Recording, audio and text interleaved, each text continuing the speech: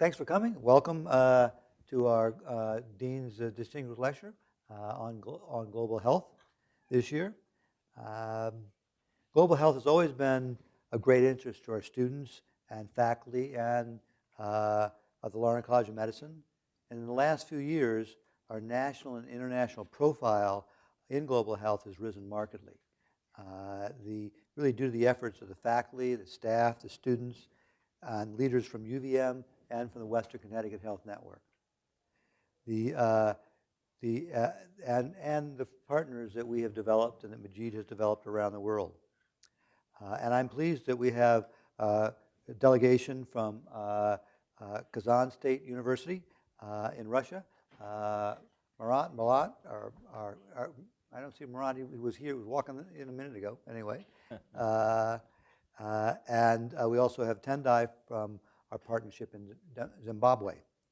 And we're really happy they could be here with us to celebrate really this global health program and over the last few days, actually, as an ongoing event.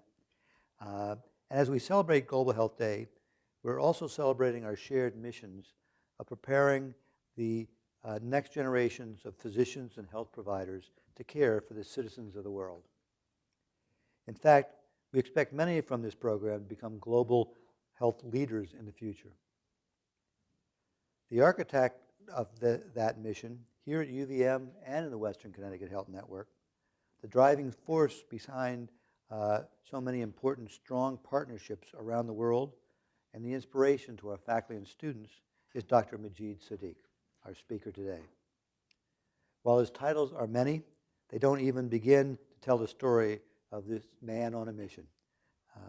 He's humble and soft-spoken, as you'll see, but I'm not sure I've ever met anyone who is more tenacious and focused on his mission. Dr. Saidgh began his study of medicine in Pahlavi University in Shiraz, Iran, where he grew up in a poor family with few resources, but he was smart and hardworking from the beginning. He had to flee from the upheaval in Iran at that time and arrived in this country as a refugee in 1984. He did an internship and residency in medicine and infectious diseases at St. Mary's Hospital in Waterbury, Connecticut, and a fellowship at the University of Chicago. His interest in tropical diseases was developed during his residency as the AIDS epidemic grew in the 1980s. He became a leading advocate for HIV prevention and treatment. He has been involved in HIV work in Kazan, Russia since the 1990s, and in sites across Africa since the early 2000s. He's also worked to treat survivors of the 2014 Indian Ocean tsunami, which killed well over 200,000 people across 13 countries. Many of us remember the day in 2014 during the Ebola outbreak in West Africa when we first heard that Majid was headed to that region to offer his help, as was our colleague, Margaret Tando. We were concerned for him, but not surprised that he was heading into the challenging and frankly dangerous situation in order to provide care to patients who desperately needed it. That intense dedication to patients across the globe was recognized in 2016 when Dr. Saidgh was named the inaugural Christian J. Trefz Family Endowed Chair in Global Health.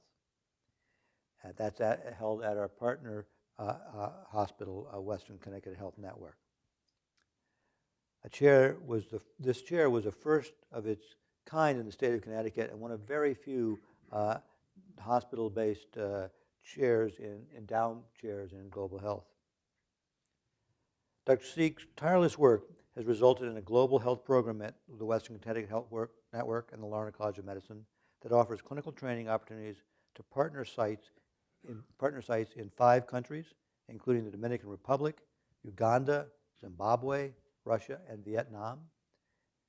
In the last year, 102 Larner and WCHN faculty, residents, and medical students participated in this program.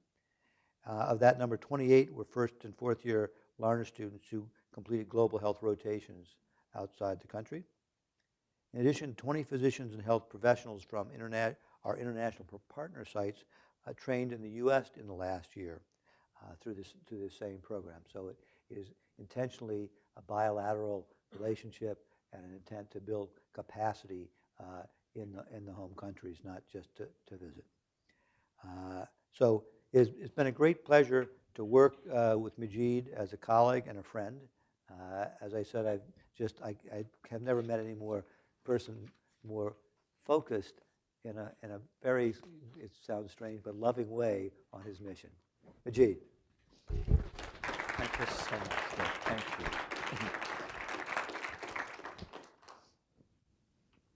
Thank you so much for that kind, generous introduction, Dean Morin. Thank you goes to you. And when they were looking for a speaker for distinguished Dean lecture, in a matter of fact, I volunteered myself. I was not selected. And I did it because really I want to thank him formally in front of all of you. He's admiring his leadership and also expressing my gratitude that from the inception of the program, he was force, will, and support of the global health. And this lecture that I'm going to give today is a sort of a thank you really to Dean Morin because of his humanistic, phenomenal really attributes and admiration for his gentle, great really leadership skill. So before really I speak, so for some time, I was thinking really what I should really talk about.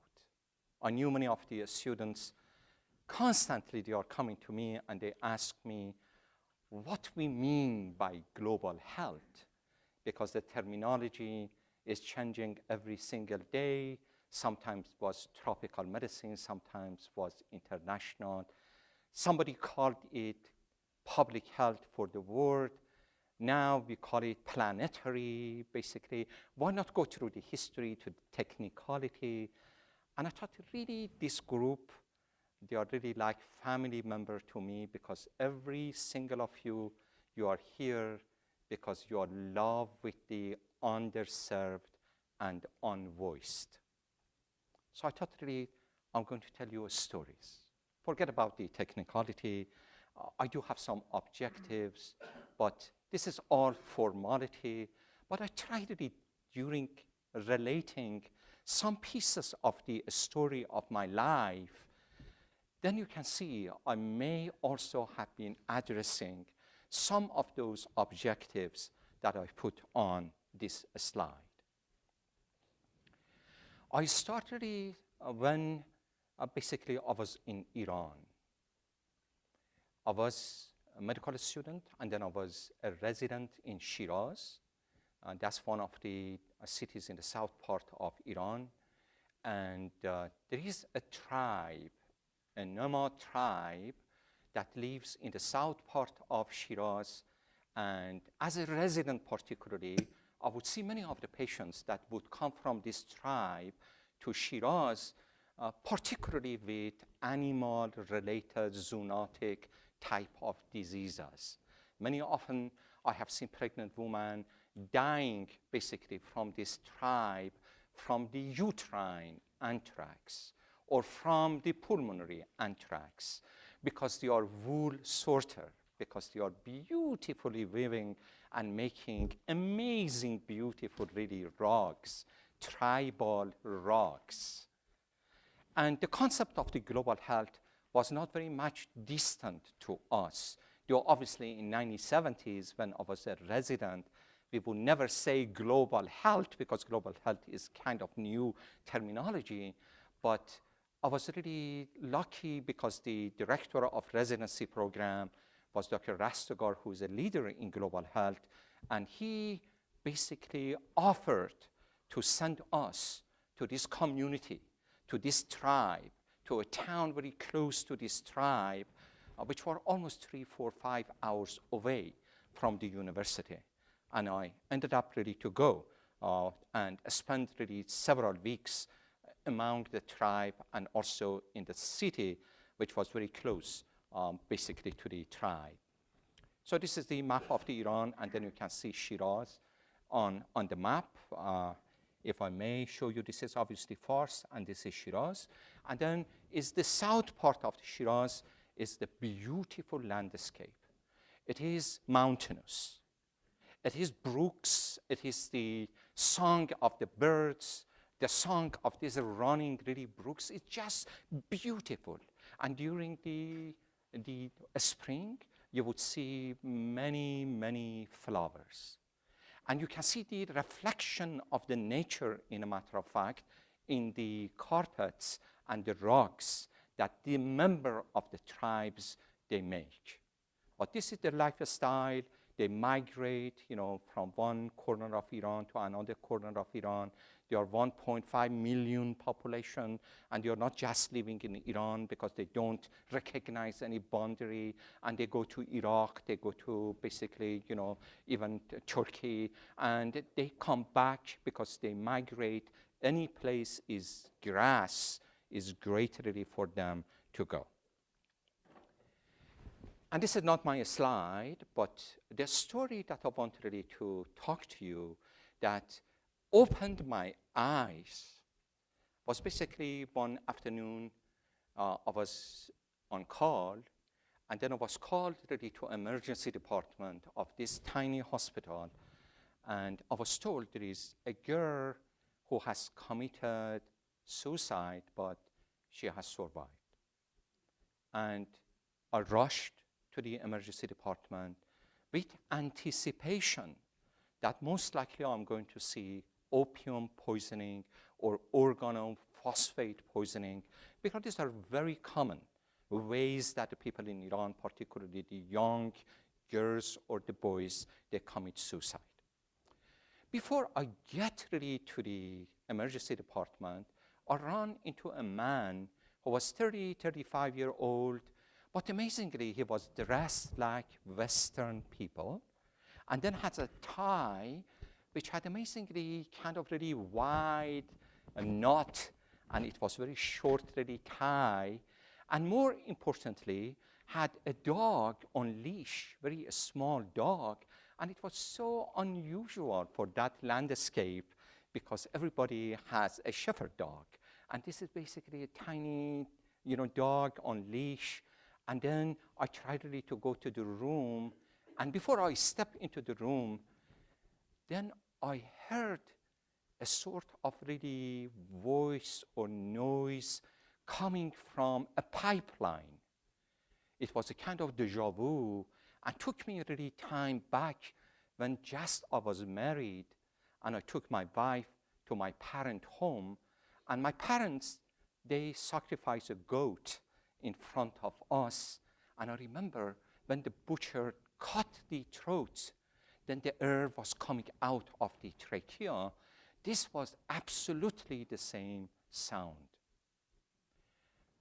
I pulled the curtain and I went inside, and first thing that I saw was those beautiful, unbelievable beautiful black eyes of a girl of maybe 14 or 15.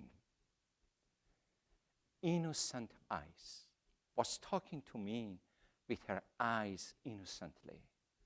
Calm, quiet. And then, obviously, my eyes attracted to the source of the noise. And then I saw a cut in the neck of this girl. Not a sharp cut. It, whatsoever it was, sewed the throat, but did not cut the jugular vein or the arteries, and just opened the trachea, and the head was a little bent to the back, and she was looking at me, and then the air was moving through the opened trachea. And then my eyes went to the rest of the body, and these are beautiful dress that this tribe put on. 10 layers of the colorful, flowery, basically dress. And then the bulge of the abdomen.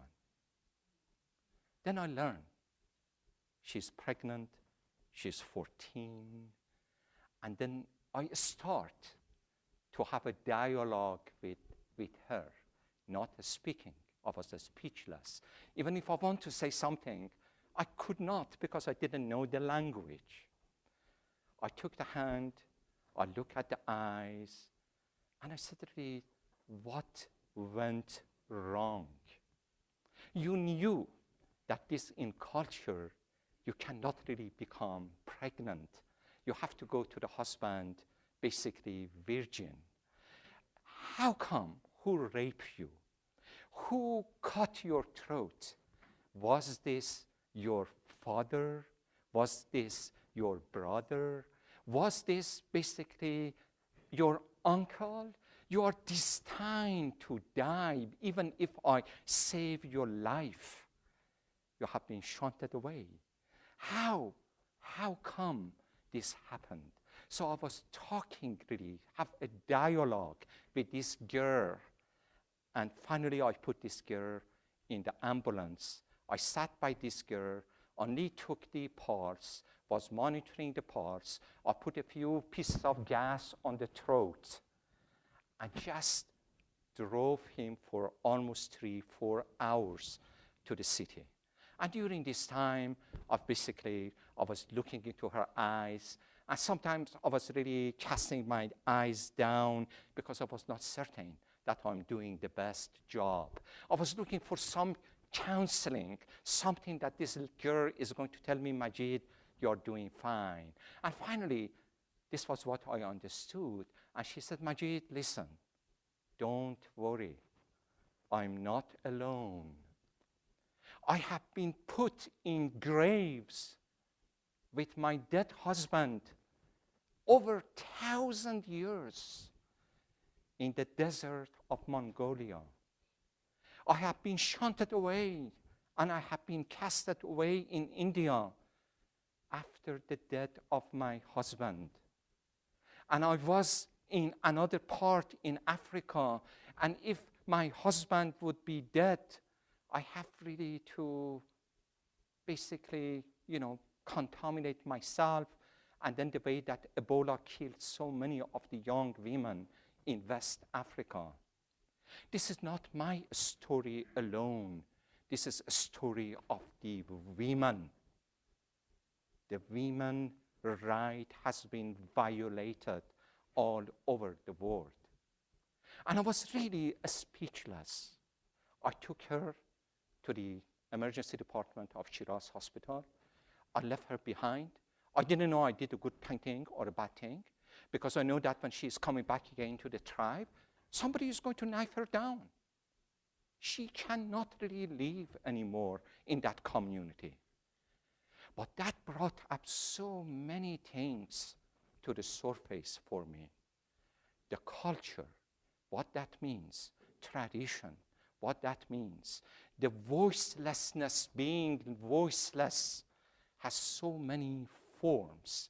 They are not really so, tangible sometimes. And I want also to tell you the story of the Darakhshani. He's one of the most celebrated Iranian artists. You can Google his name. It's the Reza Darakhshani. And this is one of her paintings. And when he came from Iran to United States, he came to United States also as a refugee. I think it was in 1970s.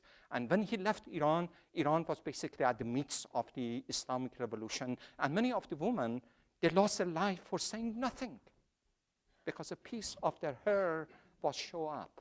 That was enough to grab you and kill you.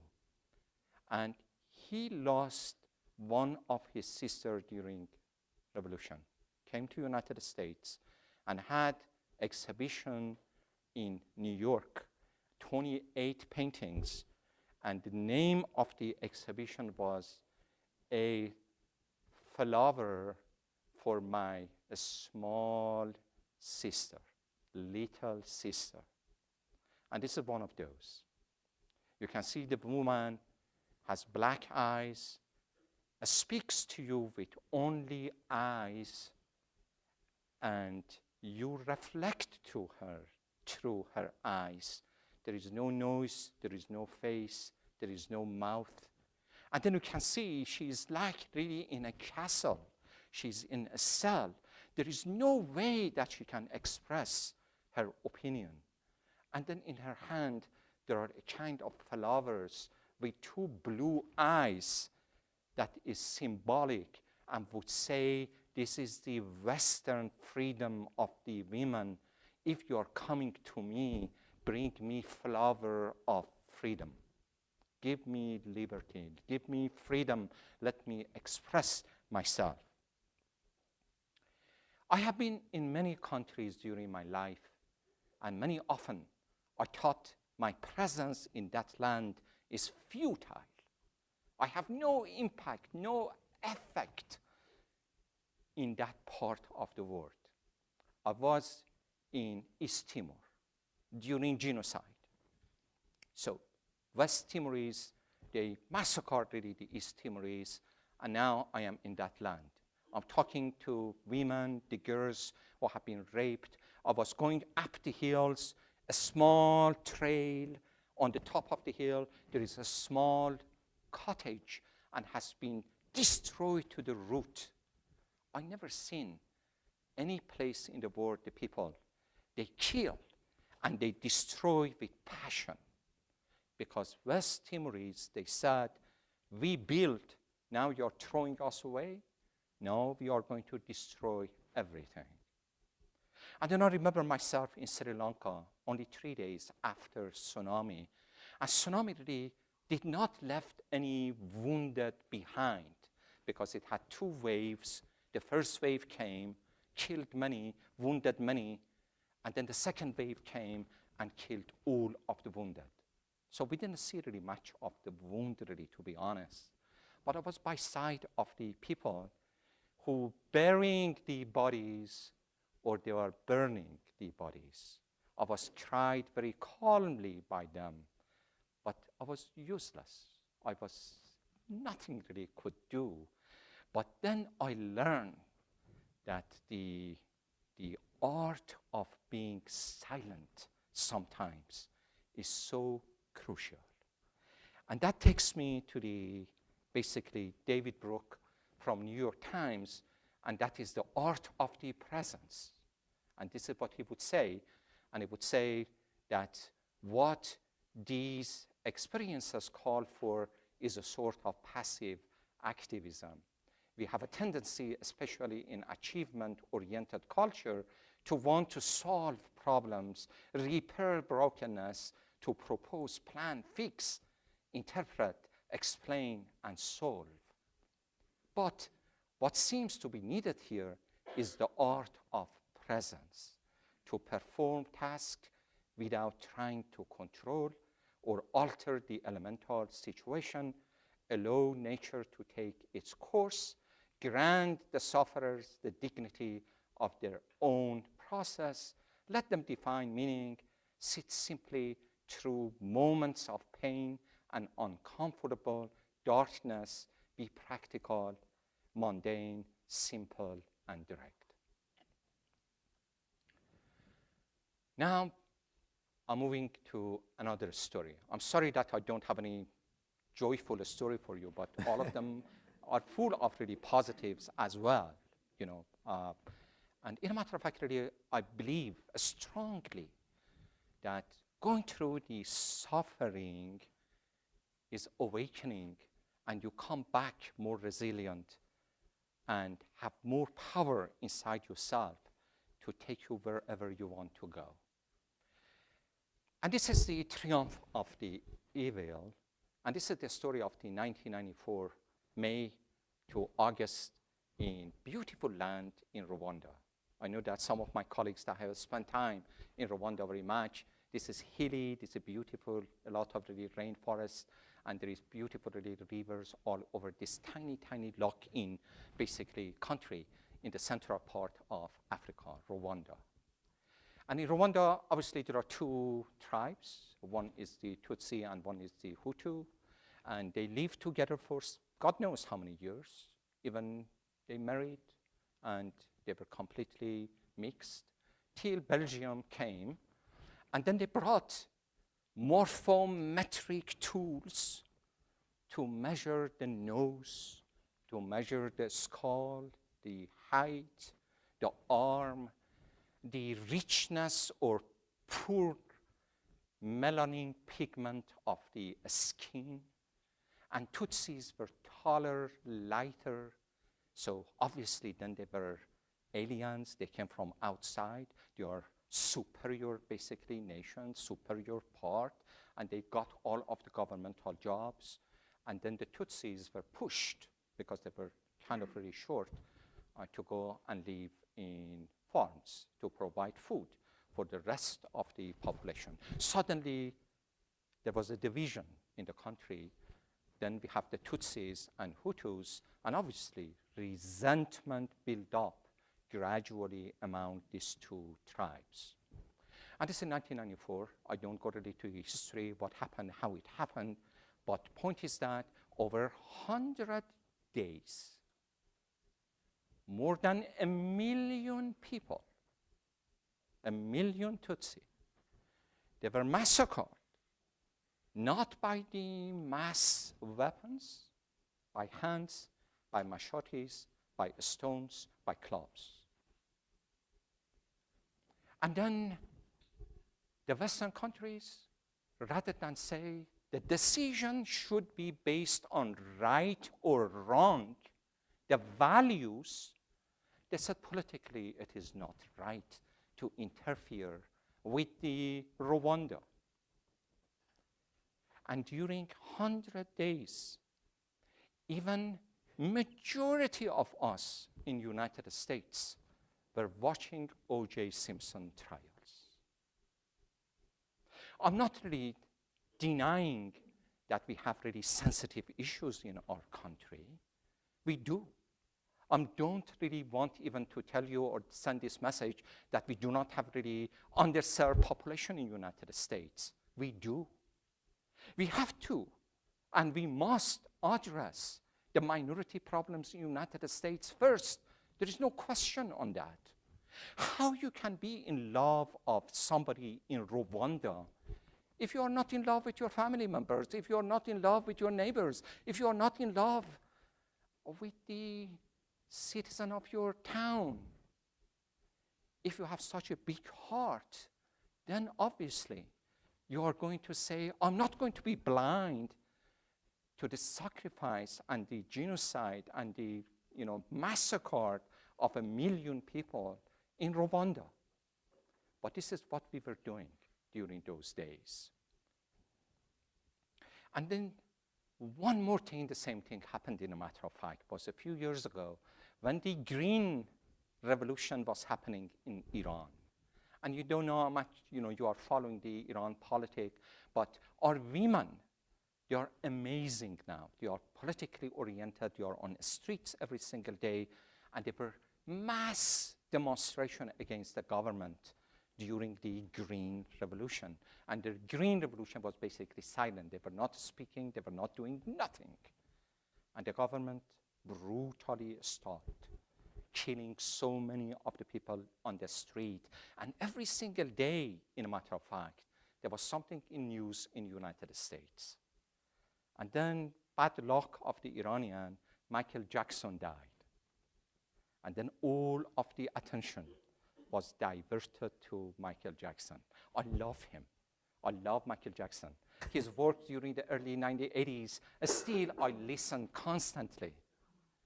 But if it was not for the death of one artist in the United States, history probably would speak differently today about the Iranian and the Iranian government and revolution. And this is the top of a hill in south of Uganda, and you would see my friends and some of my residents, my students, we are on the top, And what you can see on the distance, that's the Kagera River. Kagera River is a snakes through Rwanda, Uganda, Tanzania, and comes from Congo. So just in front of you in this part, this is going to be Rwanda, and then this is Congo here, this is Uganda, and this is Tanzania. 100-meter depth of this. And on those days of the August of the 1994, 500,000 bodies of the Tutsis or Hutus who were sympathizing with the Tutsis, they were dumped in this river. And the river brought all of the bodies basically to Lake Victoria.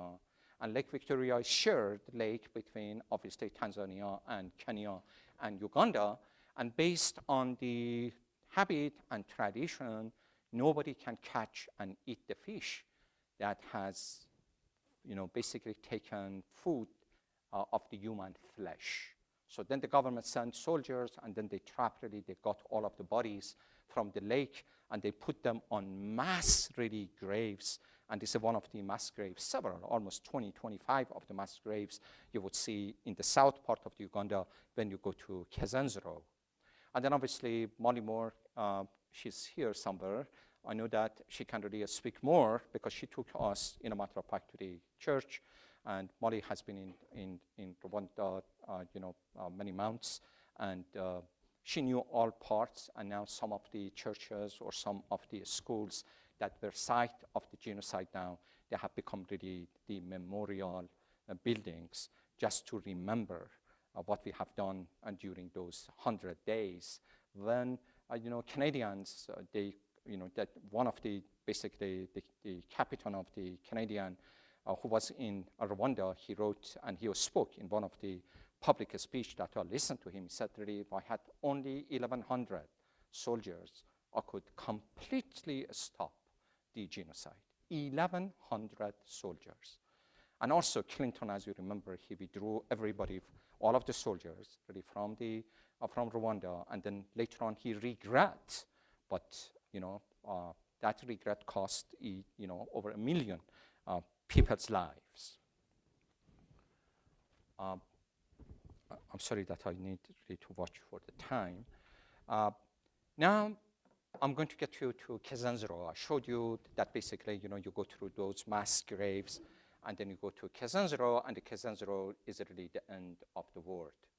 I took Dr. Rastegar, and that, I know that Dr. Fine and Dr. Winter both, they know Dr. Rastegar very well. And when I was working at Yale, and I said, really, I want to have some sort of really, work in this community. And this community, is the community that gave birth to the HIV. So though HIV came from the West Africa, but it came to the surface, in a matter of fact, in this small, tiny village, which is by the Lake Victoria, and has only about 9,000 to 10,000 population, and 2,000, probably 2,500 of them are the kids. Majority of them, they are orphans, and the HIV seroprevalence rate is about 40, 45%.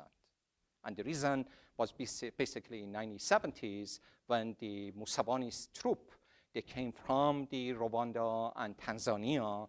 They came to liberate the country, Uganda.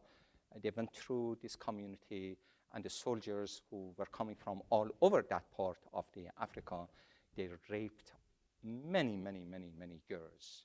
Men lost their lives, and the women, unfortunately, life and also raped back and forth in this community. And this is the entire story behind the KASENSERO. You can see there is fisherman, and the fisherman goes to the lake during the night, and is catching fish, and then comes and sell the fish for maybe $4 and $5. But $4, $5, particularly, you don't know what banking means, what saving means. That means a lot. And these kids, they are spending the money on the girls and alcohol.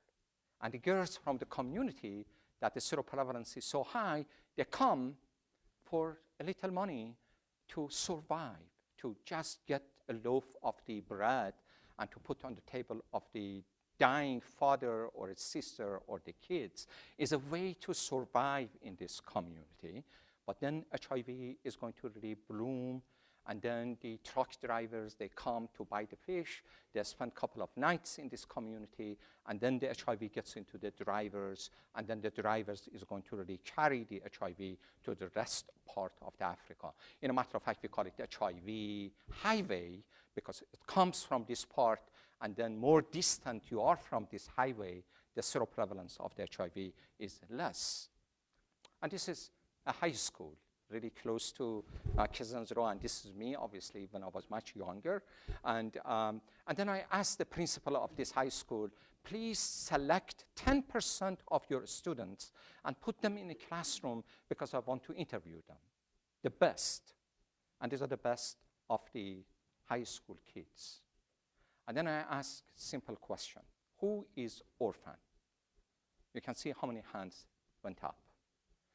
These are orphans because of the impact of the HIV in that community. And obviously, they had, many of them, they were double, orphan, no father, no basically mother. And I think really something like 85% of them, they lost only one single parent to the HIV. And then I was basically making a documentary with one of our interns, Dr. Patel, that she's really amazing, really movie maker. And we ran into Patrick, and Patrick was speaking English so beautifully. And then I was impressed, and I said, Patrick, tell me a little about yourself. Who are you? Why you are here? And he said, I was in, matter of fact, college. And then I married, and then somebody from the United States was sponsoring my college, and she was a soldier, and she was killed in Iraq. And she killed in Iraq, so the money that used to go toward the tuition of this Patrick in college was cut, and then he was thrown out of the college, and then obviously came for the become fisherman in this community. So you can see the impact of a small thing or a big thing in this part of the world has augmented impact really in the life of another person who is really 1,000 miles away from here. And this is a really amazing story. I wish that I had the last slide from this series. And this is the mother who has HIV. She has basically 6 children. The older daughter was on the streets. And these are the kids, because mother could not really pay tuition to the school, so now they're home. And then the middle girl here, she was teaching really the rest of the family. You can see the alphabet and the math on the cardboard. So she became the teacher of the family member because they couldn't go to school. 2 years later on, and this is their home.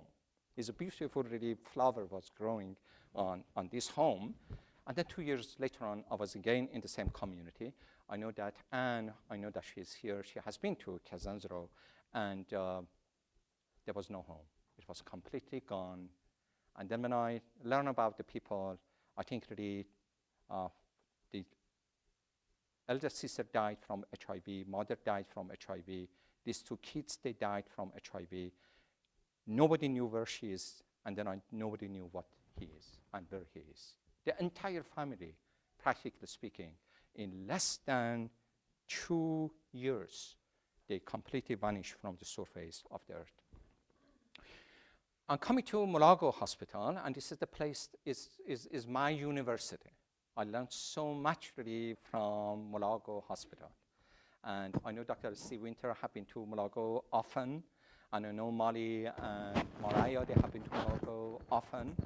And I spend days and nights really in Mulago, and I fall in love really with informal caregivers. What that means if there is any patient comes to Mulago entitled only and only to a bare mattress, and then you have to bring everybody else. You have to bring really maybe sister, father, mother, friend, because somebody needs to help you, somebody needs to wheel you toward the radiology, somebody needs to feed you, somebody needs to give you medicine, because there is not really very many of the nursing staff available. And this is the life they live under the beds. As you can see, one of the informal caregivers is living under the bed, and they do everything. They do laundry, they cook, they feed the patient, a comatose patient, and you can see where they live. And then particularly, they are amazing. Amazing cultural cohesiveness is just admirable. Sometimes many of the people would ask me, are you learning anything from this group? You go all over and you're doing this one, you are helping them. I said, come on, they are helping me. They are teaching me so much. Where you are going to see 5 members of the family, they move with one single patient, and you're going to take care of that person from day 0 to the end. They close the shops. The kids would come from the school to attend the patient. And then not only they attend their own patient, if there is orphan, and this girl was orphan, because there is no any blanket, there is nothing really nice on the mattress.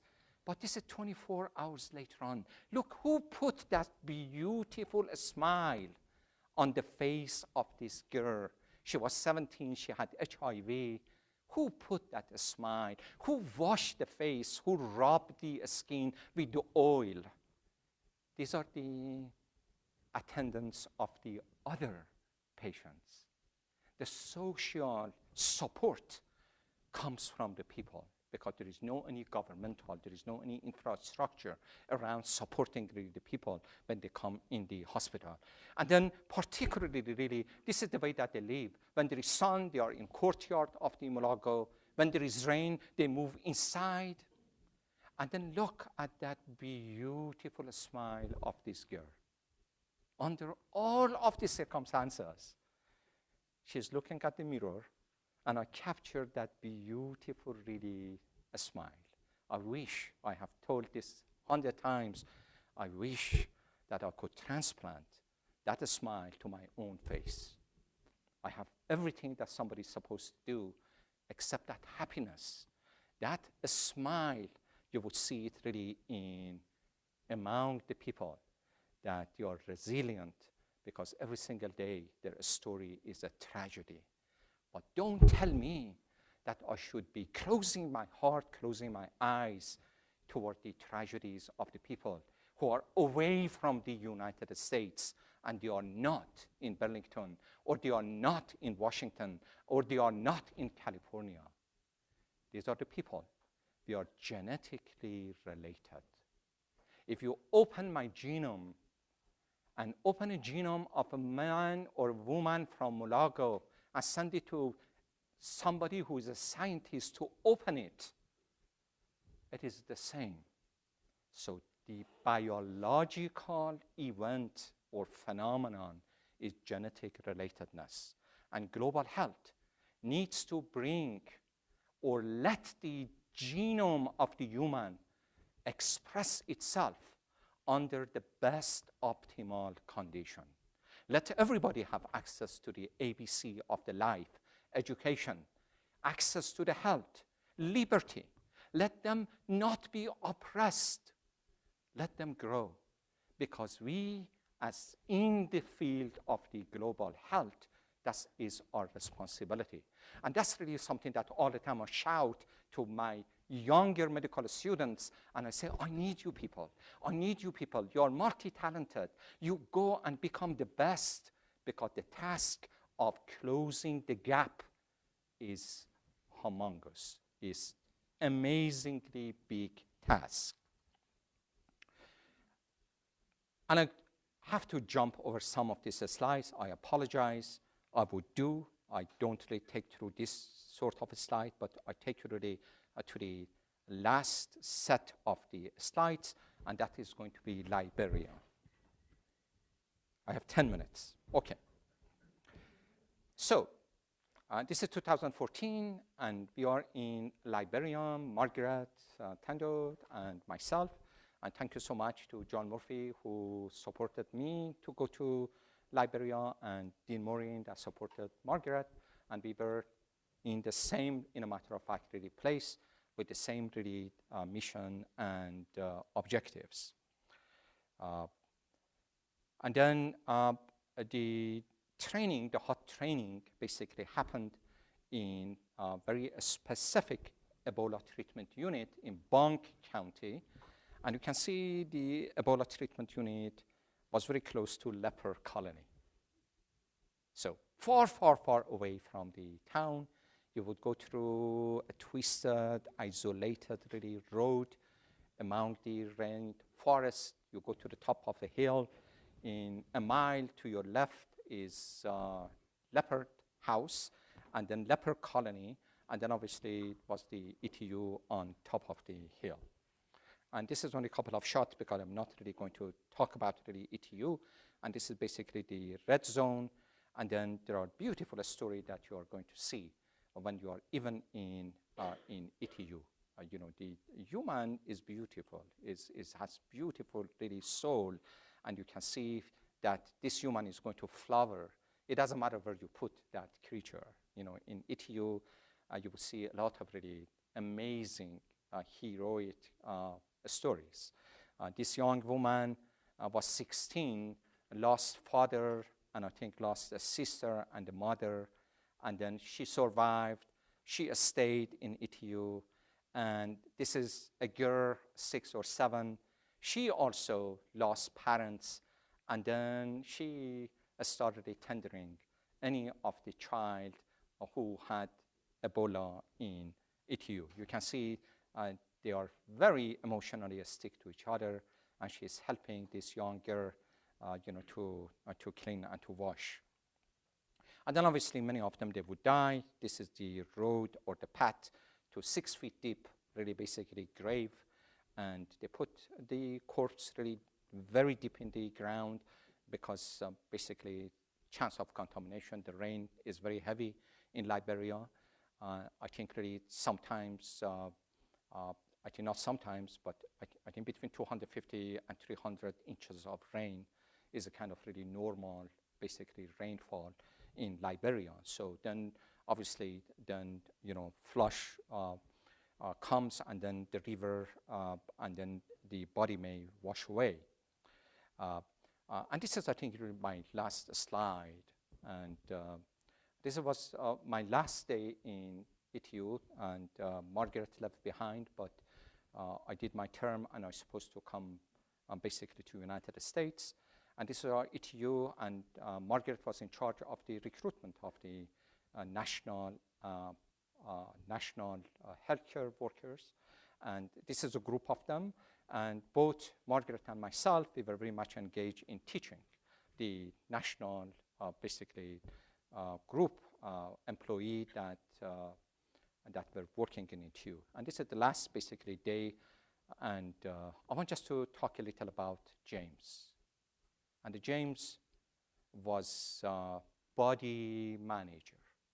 So in ETU, you have body manager. So you are a doctor, you have a nurse, you are a group. And then you have a body manager who goes first to the ETU, and then if somebody has died, then removes the body, clean everything, and then you go in, and then you see the patients who are alive. And when I was teaching, you know, to this group, I used really to ask them, please give me your story. You know, where are you coming from? What part of Liberia you are? And James one day started talking about his life. He said, I was in Monrovia, and I was working in one of the ETU in Monrovia in August of 2014, when you remember the epidemic was at the peak in Liberia. And that was the time that most of the hospitals were shut down because many of the doctors and the nursing staff, they came down with Ebola and they died, and there was no any resources. And you have seen some of the photos of the people who were dying on the streets of the Monrovia. And he said, you know, one day I was in ETU, and then when I was in ETU, then my sister brought my younger sister to the ETU. My younger sister had nausea, had vomiting, and the vomitus was all over my older sister. I admitted basically my younger sister, and then I request my elder sister also to stay, and told her that, listen, you know, the vomitus is all over you, and you have been contaminated. You have been taking care of younger sister for a long period of time. Please come in. And she said, listen, Ebola is a lie. This is the American story. And that was you remember those days, obviously there was so much of mistrust between the Liberian and American. And then he said, my sister left. Obviously, the younger sister died in a couple of days. And then he said, it was almost a few days later on, and it was very early morning. And I was basically coming to clean the bodies and removing the bodies with 2 or 3 other people who were with him. And he said, I heard a voice which was so familiar to my ears. And then he said, I tried really to find my way to that bed. And it was very hard because every place was covered with the bodies. And it was hard for me even to find a tiny place to put my foot on. Finally, I got to that bed. And then I recognized this is my elder sister. And I said, sister. And the sister opened the eyes and she said, James, my heart burns. Bring some ice. Because the people, when they would die from Ebola, most of them, the virus was in their lung and they would become shortness of breath, and then they would have a kind of really, burning heart. And James said, I run out, I shout for the ice. Nobody had ice. And if you work in ETU, you know that really going and getting something to bring in is going to sometimes take forever. Finally, he said, I found some cold water, and I came in and I saw my sister gasping. I embraced the body of my sister, and in less than 20 seconds, she was dead. And then you would see this person moved from Monrovia to Buchanan because he wants still to fight Ebola. Who am I? Compare me with this person. He lost 2 of his family members, and he just moved from one ETU to another ETU because he wants really to confine the Ebola. If Ebola was confined, was not because of the $1 billion that Western countries, they spent in Liberia or in West Africa, it was because of the Liberians. They pulled off the sleeves up. They were very much disappointed of the help that was coming so late, and then they confined it. They made community groups, and then they admirably, they basically confined the Ebola epidemic. Dean Maureen, thank you really very, very much again for your support, and thank you so much for all of you that you attend, this talk. I know it's time for taking a nap, and I'm sorry that I keep you kind of really awake. And thank you so much. If there is any question, we have a couple of minutes that I can answer. Thank you.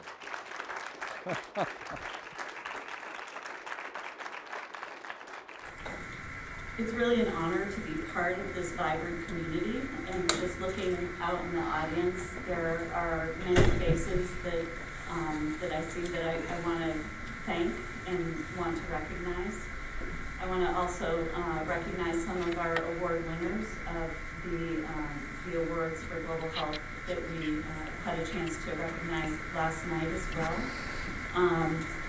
First of all, I see up in the back row Dr. Kita and his team. Another group of wonderful international guests.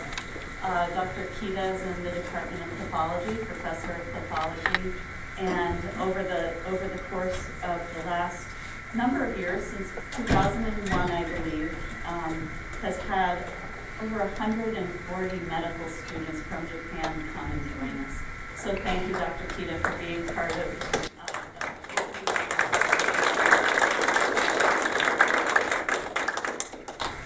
Dr. Saidgh also recognized our partners in Connecticut. We have many here today, and of course Dr. Murphy we have to thank for his leadership, as well as Dr. Fine and Dr. Rosen.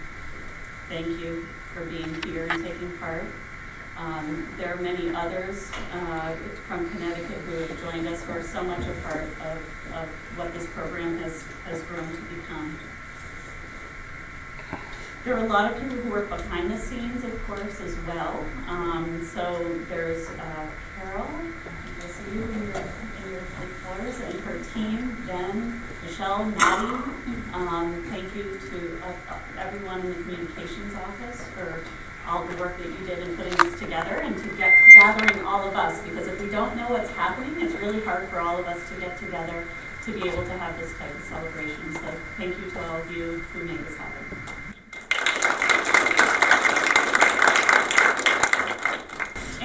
And Audrey, thank you also to you. You are our glue that hold us all together, and we really appreciate all of your work and your time.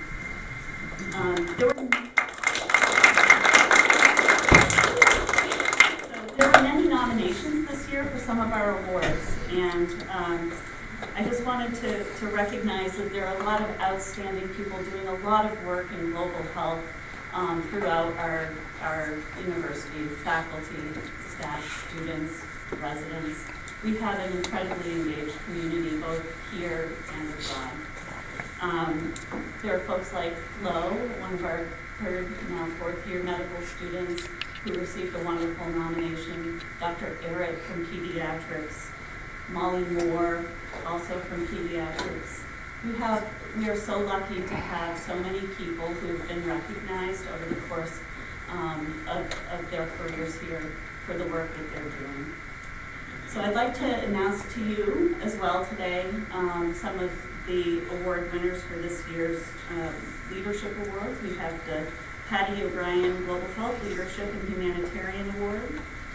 Patty O'Brien is a hematology-oncology physician here at UVM, an exemplary humanitarian and leader of global health who serves as a great inspiration. This award recognizes an individual who is passionate about health equity and works towards addressing disparities, combating marginalization, and helping the underserved. This year, the Patty O'Brien Global Health Leadership and Humanitarian Award went to Bruce Levitt from the Department of Surgery. He's a cardiothoracic surgeon and team leader for Team Heart. So congratulations to Bruce when you see him next.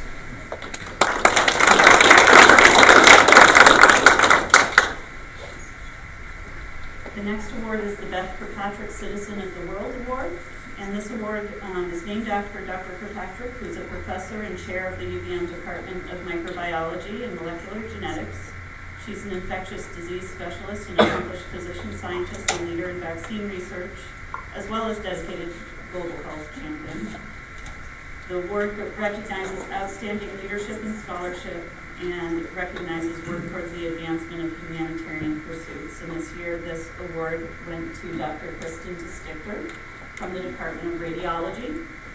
She is a professor and chair of radiology and has done a tremendous amount of work with imaging the world. And she also has had innumerable students from our university work on research projects imaging the world, and we're going to help you with that. So congratulate Dr. Stichter when you see her next as well.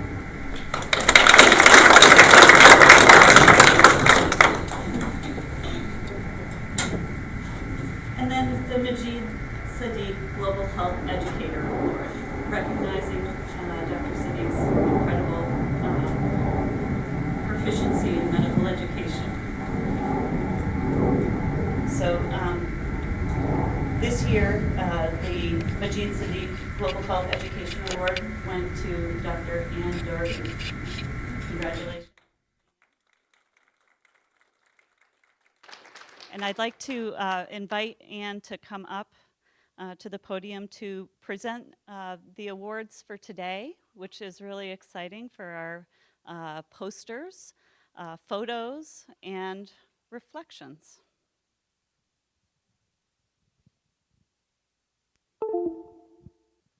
Thank you so much. We, as you know, have students, staff, faculty submit both scientific posters, but also reflections from their experiences in global health and photographs as well. This year, we had judging from a panel from our leadership team, as well as Dr. Lee Rosen, or soon-to-be Dr. Janelle Mateer, who actually is one of our fourth-year students, and one of our international visitors from Zimbabwe, Tendai Makangazi. Did I say that right? Am I anywhere close? Okay, all right, we'll work on that later. So for the Best Poster Award, is this up here? Oh, there we go. Great. So the Best Poster Award goes to Danielle Errett, who's one of our wonderful neonatologists.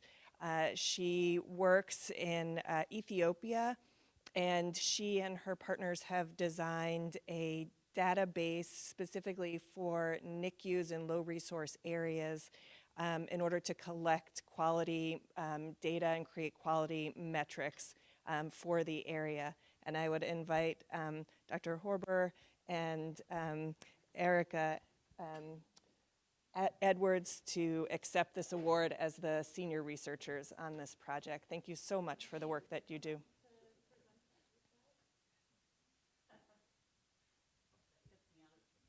That's good. And we'll give them a round of applause.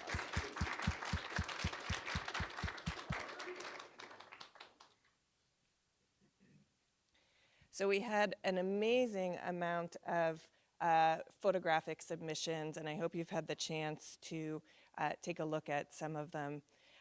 There were several categories. The first one was for thoughtful composition, and the winner was Dr. Anya Kutres, who's one of our family medicine physicians who works in Uganda, and I know that I saw her slip out. She had to slip out because she needed to get to her clinic. But this is a lovely photograph of a very stereotypical home setting or hospital setting with the Ugandan sun behind it. It's just beautiful. For the most original photo, we actually have a tie.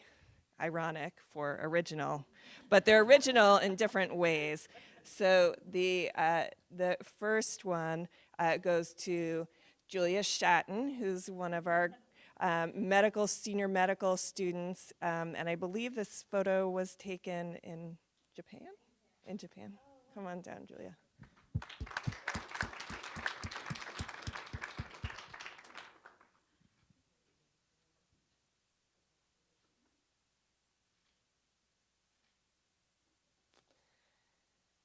The other original photo came from Pirapan Chidaran, and I'm not sure if he's here. Yes. Oh, good. Come on down for this whimsical photo.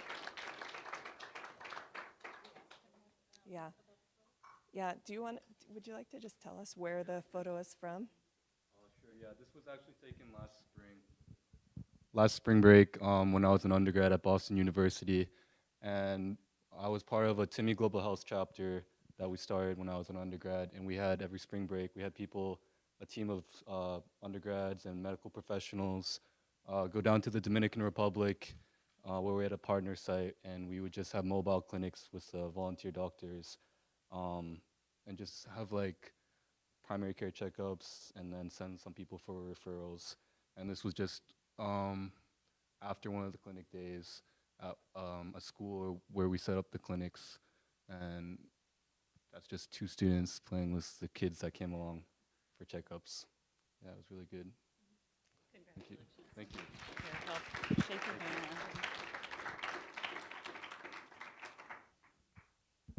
All right. For the most impactful photo, we have another submission by Dr. Anya Kutres, and that's Dr. Kutres in the center, again in Uganda. So we'll get these awards to her. Yep. So after after we're dismissed here and we go to the reception, please take a look at all of the photographs from around the world. We have some really talented artists in our community as well as passionate global health providers. We, as part of our global health program, and I think this comes a lot from the soul of Majid Saidgh, who just spent the last hour reflecting on his experiences. We also ask our students to reflect on their experiences on an ongoing basis, starting out before they leave the country, and then weekly throughout their time abroad, and then again once they come back. And I have the privilege of reading many of those reflections as a preceptor, and I'm so proud of our students and the lyricness that they have, their lyric ability, and their ability to internalize and mash up and reflect back their experiences in a lovely way. So we have several honorable mentions for this. The first one is from Amanda Cardis, who wrote a really lovely and interestingly structured reflection entitled Impressions, comparing her experience in Zimbabwe to her experience in America. And these reflections are on the posters, and I would really encourage you to take a look at some of these because our students are amazing writers. So she says, healthcare is universal with so many similarities. Patients get sick and there are people who will strive to provide aid, helping these people when they're most afraid. This truly transcends our dissimilarities, and I think that's a beautiful sentiment. I don't know if Amanda is here today, though. She's in Plattsburgh, so we'll give her a round of applause. The next honorable mention is Stephanie Brooks, who is another senior medical student going into OBGYN, and she wrote on her experience working at Kawempe Hospital, which is now the National Referral Hospital in Uganda for women's health. And she said, I've been thinking a lot about dignity here and what defines it. Is it only defined as each person themselves decides to define it, or are there global standards for which we should strive? So it's a big question. So I applaud her for asking and struggling with that question.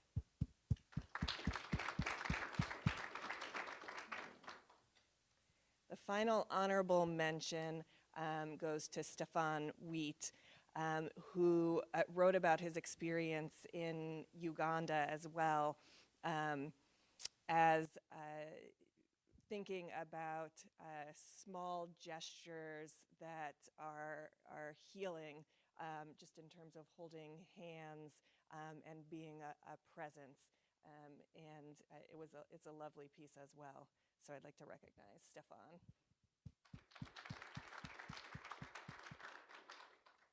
The trouble with honoring all these fourth-year students is that no one's around anymore. They all disappear. But our winner is here. And so the winner of the 2018 Global Health Reflections Contest is Julia Shatton. Julia wrote about the pace of her day in Uganda, from the time she woke up to the time she went to sleep, and the sort of the pace of the day and the rhythm of the day in a Ugandan hospital, and it was lovely. So if you'll come down here.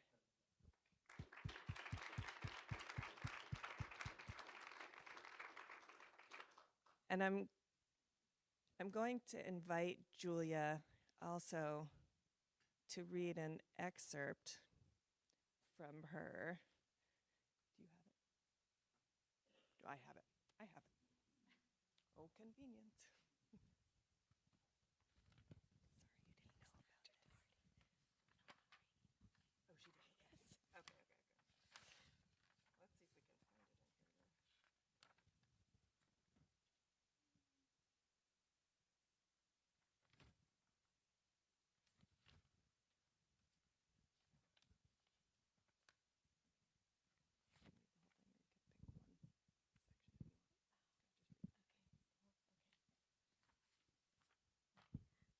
Thank you. I did send all my reflections to Dr. Doherty every week, and it was a huge part of the experience. So thank you for having that as a part, Dr. Saidgh. Okay, I'll just read it. Ethics of the Theater, 7:30 a.m. Weaving through traffic by foot to get to Saidgh Medical Center. 8 a.m. They take off the bandages of 90 post-cataract patients with an assembly line at expert speed from bandage removal, eye drops, vision test, pressure reading, slit lamp. I help them to their stools. Their vision is still blurry. 9 a.m.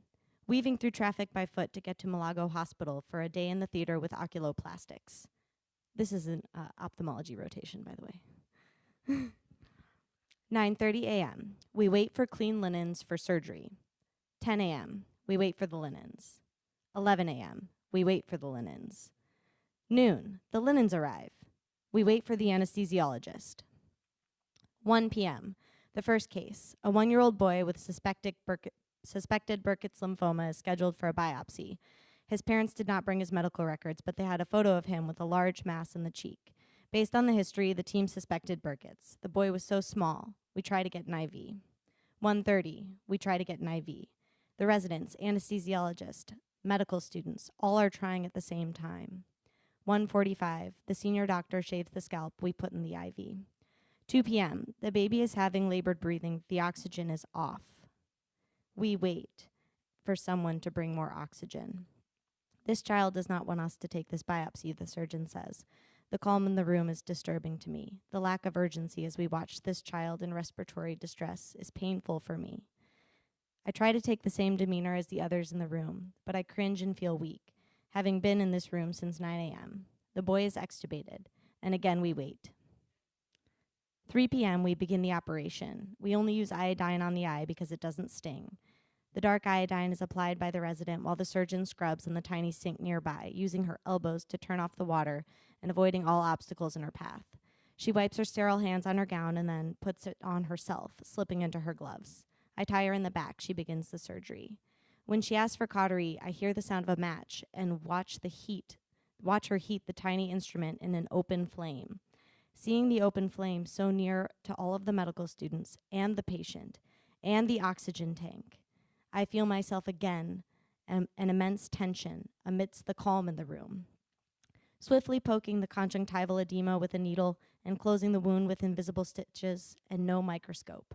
She works like a magician, bringing skin together with the slide of a hand.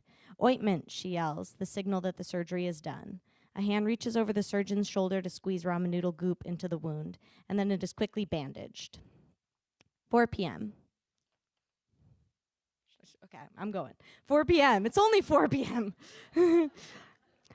We flip the sheet over that we use for this patient in preparation for the next. A 5-year-old boy with a foreign body in the eye. He is too scared to lay down, so he sits playing with a toy piano on the operating table as the anesthesiologist administers the anesthesia.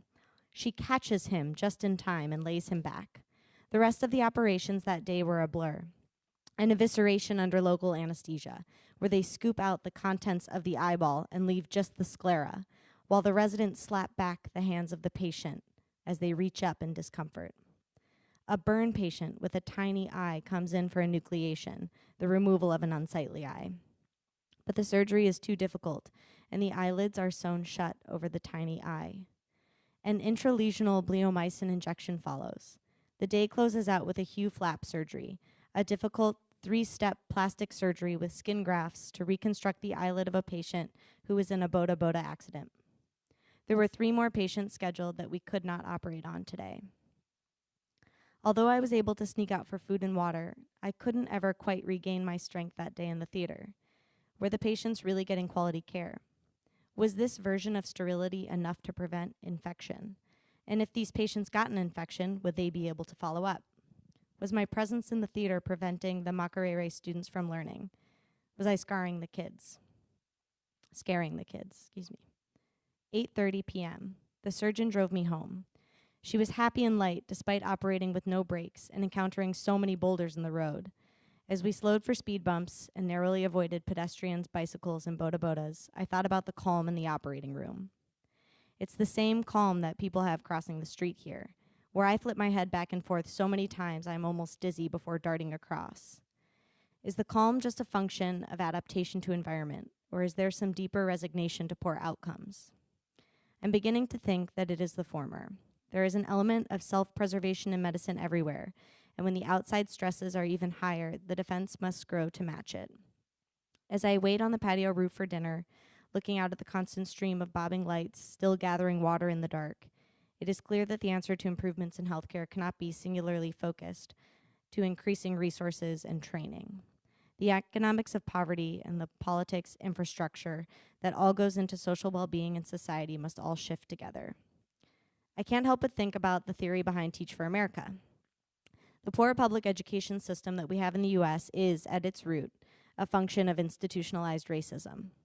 We have to address the racism to change education. However, shifting the culture is a slow process. The idea of TFA is that we start in the trenches of education, train teachers to have high expectations, and who will work relentlessly and outside the box to change life trajectory of their students. In TFA, we were taught to teach like your hair is on fire. This is obviously not sustainable for a career, and eventually you'll burn out. So those teachers either find a way to make it sustainable, having already set the bar high for their students, or they go into another sector of the system to bring about the change. Of my 5 closest friends from TFA, one is teaching middle school, one is a principal of a school, one is a social worker, one is getting her PhD in education, and I'm going into medicine with an eye for social justice. The hope is that as the alumni movement builds and more people have experience and exposure to the system firsthand, that there will be a tipping point for change, where alumni are working at all levels, and we have teachers in the classroom with high expectations. It all has to happen at once. When I was teaching, I used to sit in my classroom after the bell rang, lock the door, and cry at my desk. I cried from exhaustion. I cried for all of my students, their families, their lives, and all of the ridiculous barriers that they had to surmount to get an education. Since I started medical school, I've not had that experience. The hardest day in medical school is still 10 times easier than the easiest day teaching. My experience here has changed that. I feel the power structures, the hopelessness, and my privilege. In TFA, when I felt these things, it was fuel to the fire, to work harder, plan better lessons, call more parents, make more home visits, and be better. Here, my struggle is that I do not have the luxury of working harder. I am an observer and a learner, and in my inability to expand my locus of control is hard. All I can do is continue to show up. 10 p.m., we pray and eat dinner as a family. 11 p.m., I go to sleep in preparation for another day in the ophthalmology theater. I dream about children getting water from the stream.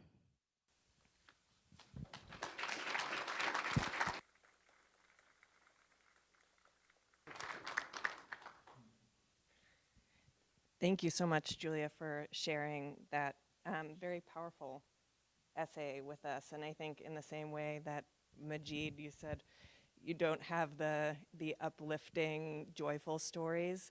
I think the experience of being in those terribly challenging situations and asking the hard questions is what pushes us forward, and it's the experience that I hope that all of the medical students have. And I want you to be uncomfortable, and I want you to ask those questions and know that you'll slowly open up into some of the answers and find the way forward. And I know that you have incredible passion for global health, and you will be back again. So I want to thank everyone for participating in this Global Health Day. It's one of the great times of the year, particularly for the Global Health Leadership Team, where we get to be with so many colleagues interested in the same thing. I think Mariah thanked many people already. I'll thank again Majid Saidgh for his leadership, Dr. Morin for having the vision to recognize that global health is an essential part of medical student education, and for all the other educators that are helping to move this program forward from that little tiny seed of 5 or 6 years ago into a beautiful flower. And I hope that everyone will join us at the reception outside, and please, again, take a look at the photographs and the posters and all of the reflections. Thank you very much.